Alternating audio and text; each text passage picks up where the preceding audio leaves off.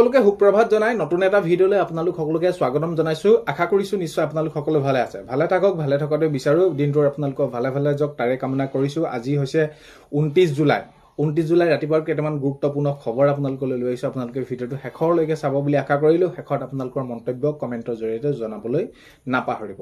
প্ৰথমটো খবৰ যদি চাওঁ, ৰেচন কাৰ্ড যদি আপোনালোকৰ আছে, তেনেহ'লে আপোনালোকে অতি সোনকালে কি কৰি লওক। যদি আপোনালোকে এতিয়াও KYC কৰি লোৱা নাই, লিংক কৰি লোৱা নাই আধাৰৰ সৈতে, তেনেহ'লে আপোনালোকে অতি সোনকালে কৰি লওক, নহ'লে আপোনালোকৰ বহুতখিনি অসুবিধা আহিব। এতিয়া প্ৰত্যেকৰে আধাৰৰ সৈতে লিংক কৰি থকা হৈছে। যদি আপোনালোকে এইবিলাক নকৰে, আগন্তুক সময়ত চাউল নাপাব। এইবিলাক লিংক কৰা কিবা কি, তো বিশেষকৈ এই বস্তুবিলাকে দুখীয়া দৰিদ্ৰ সীমাৰেখাৰ তলৰ পৰিয়ালৰ যিসকল লোক আছে তেওঁলোকক বহুত বেছি হাৰাশাস্তি কৰা এনেদৰে অনুভৱ হয়। কাৰণ কেলে এবাৰ নহয়, দুবাৰ নহয়, তিনিবাৰ নহয়, এইবিলাক কৰিয়ে থাকিব লাগে। এই এনেকুৱা ধৰণৰ প্ৰক্ৰিয়াবিলাক আহিছে। বাৰু যি কি নহওক, ৰেচন কাৰ্ড যদি আপোনালোকৰ নাই যদিও আপোনালোকে অতি সোনকালে এইখিনি আবেদন কৰিব। আগন্তুক সময়ত আপোনালোকে তেতিয়া চাউল পাব। চাউল পোৱাৰ লগতে আপোনালোকে ৰেচন কাৰ্ডখন থাকিলে যিসমূহ সুবিধা হয় সেইখিনি সুবিধাও আপোনালোকে লাভ কৰিব। যেনে ধৰক অৰুণোদয় হওক, চৰকাৰী ঘৰৰ হওক, আয়ুষ্মান কাৰ্ড হওক, তো এই যিমানখিনি সুবিধা আছে এইখিনি আপোনালোকৰ সুবিধা হ'ব। আৰু ৰেচন কাৰ্ডখন আপোনালোকে অতি সোনকালে আবেদন কৰক। আৰু যদি কোনোবা ঘৰত আপোনালোকৰ পৰিয়ালৰ সদস্য অন্তৰ্ভুক্ত হ'বলৈ আছে, তেনেহ'লে আপোনালোকে এই বিষয়টো গুৰুত্ব সহকাৰে লৈ কামবিলাক অতি সোনকালে আপোনালোকে কৰিব। 3 আগষ্টৰ পৰা 40 লাখ মহিলাই পাব অৰুণোদয় আঁচনিৰ ক্ষেত্ৰত মই ইতিমধ্যে ভিডিঅ' আপোনালোকৰ বাবে প্ৰস্তুত কৰিছোঁ। এইটো সবিশেষ আপোনালোকক জনাইছোঁ যে অহা 3 আগষ্টৰ পৰা প্ৰায় ৰাজ্যৰ 40 লাখ মহিলাই পাব টকা। আৰু এই টকা দিয়াৰ বহুতে বিষয়টো সুধি আছিলে যে কোনসকলে পাম, আমি পাম নাপাম, কি হ'ব নহ'ব এই বিষয়টো।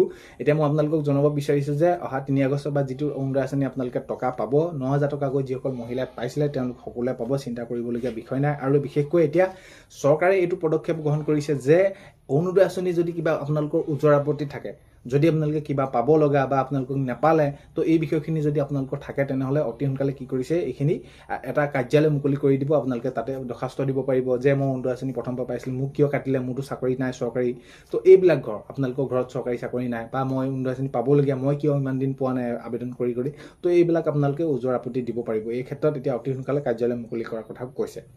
নেক্সটটো খবৰ যদি চাওঁ, অপৰাধীলৈ কঠোৰ হ'ব চৰকাৰ প্ৰশাসন। অপৰাধীক লৈ কঠোৰ হ'ব বুলি কৈছে পীযুষ হাজৰিকা ডাঙৰীয়াই। পীযুষ হাজৰিকা ডাঙৰীয়াই মন্তব্য কৰিছে যে যদি কোনোবা অপৰাধী কামত জড়িত হয়, তেনেহ'লে এই কামত জড়িত হোৱা ব্যক্তিক লৈ প্ৰশাসন কি হ'ব, কঠোৰ হ'ব বুলি পীযুষ হাজৰিকা ডাঙৰীয়াই মন্তব্য কৰা দেখা গৈছে।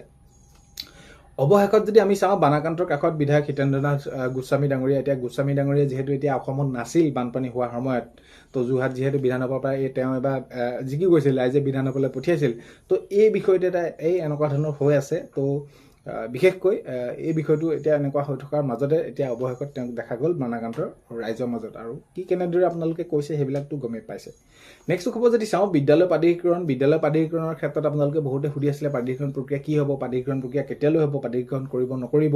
তো এই ক্ষেত্ৰত ইতিমধ্যে শিক্ষামন্ত্ৰী ডাঙৰীয়াই মন্তব্য কৰিছে যে বিদ্যালয় প্ৰাধিকৰণ অতি সোনকালে কৰা হ'ব। প্ৰাধিকৰণ প্ৰক্ৰিয়া সেইখিনি কাম কাজ সকলোখিনি আগবাঢ়ি আছে। আৰু এতিয়া আমি যিবিলাক কাম কেনেদৰে কৰিছিলোঁ আইন প্ৰক্ৰিয়াৰ মাজেৰে, কোনসমূহ কাম কেনেদৰে কৰিব পাৰি, সেইসমূহ বিষয়খিনি সকলোখিনি সমাপ্ত হ'লে আমি প্ৰাধিকৰণ প্ৰক্ৰিয়া সকলোখিনি কাম কৰি যাবলৈ আমি সক্ষম হ'ম। এনেদৰে মাননীয় মুখ্যমন্ত্ৰী মহোদয়ে জনাইছে আৰু শিক্ষামন্ত্ৰী ডাঙৰীয়াই জনাইছে। আৰু এই যে প্ৰাধিকৰণ প্ৰক্ৰিয়াটো, ভেঞ্চাৰ যিসমূহ বিদ্যালয় আছে, প্ৰাধিকৰণ প্ৰক্ৰিয়াটো একেবাৰে এবাৰ শেষ কৰি দিয়াৰ কথা কৈছে, যাতে ভেঞ্চাৰ শব্দটো নাথাকে। তেওঁলোকে এই মন্তব্য কৰা দেখা গৈছে।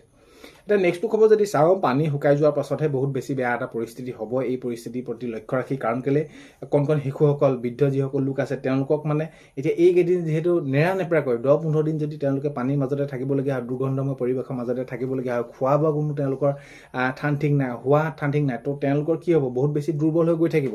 তো এই ক্ষেত্ৰত যেতিয়া নেকি পানীখিনি শুকাই যাব, বেছি দুৰ্গন্ধময় পৰিৱেশ হ'ব, স্বাস্থ্য বেছি ক্ষতি হ'ব। তো এই ক্ষেত্ৰত আমাক চিকিৎসকৰ বহুত বেছি প্ৰয়োজন। আৰু চৰকাৰে আগন্তুক সময়ত যাতে এই পদক্ষেপটো অতি সোনকালে লৈ তেওঁলোকক যাতে উচিত ধৰি লওক কিবা এটা বেমাৰ হৈছে, তৎকালীনভাৱে তেওঁলোকক যাতে ওচৰতে পায়, তো এই ব্যৱস্থাটো কৰি দিলে সকলোৰে বাবে সুবিধা হ'ব। আৰু এতিয়া বান সাহায্য দিবলৈ যাতে এনেকুৱা এটা পৰিৱেশ হৈছে, কিছুমানে আগবাঢ়ি ধৰিছে, মাজলৈ যাবলৈ নিদিয়ে। আৰু এতিয়া আমি কি ক'ম, এই বিষয়টো চাই আপোনালোকৰ মতামত জনাব। মানে 100% ভিতৰত 80% মানে তেনেকুৱা থাকে, আৰু বাকী 20% মানুহ ভাল মানুহ থকাৰ বাবে পৃথিৱীখনত আমি ভালদৰে জীয়াই আছোঁ। তো এইবিলাক মানুহ থাকে। যদি আপুনি কিবা এটা কাৰণত আপোনাৰ ধৰি লওক বান সাহায্য দিবলৈ গৈছে, আপোনালোকৰ ঘৰখনো বুৰিছে, আপোনালোকে পায়ে আছে, মুখতে আছে, আপোনালোকে সাহায্য বেলেগে গৈছে আকৌ দিছে আপোনাক, আৰু এজন আহিছে তেওঁ দিছে, কিন্তু ভিতৰত যেন কোনোবা এজন আছে সেইটো চিন্তা কৰিব লাগিব। তো সেয়াই এনেকুৱা ধৰণৰবিলাক চলি আছে কথা। বাৰু যি কি নহওক, আজি 29 জুলাই ৰাতিপুৱা খবৰ এইকেইটাই আপোনালোকক জনালো ভিডিঅ'টো আপোনালোকে শেষলৈকে চোৱাৰ বাবে ধন্যবাদ আজিলৈ ইমানেই অন্য এটা ভিডিঅ' সৈতে লগ পোৱাৰ আশাৰে বাই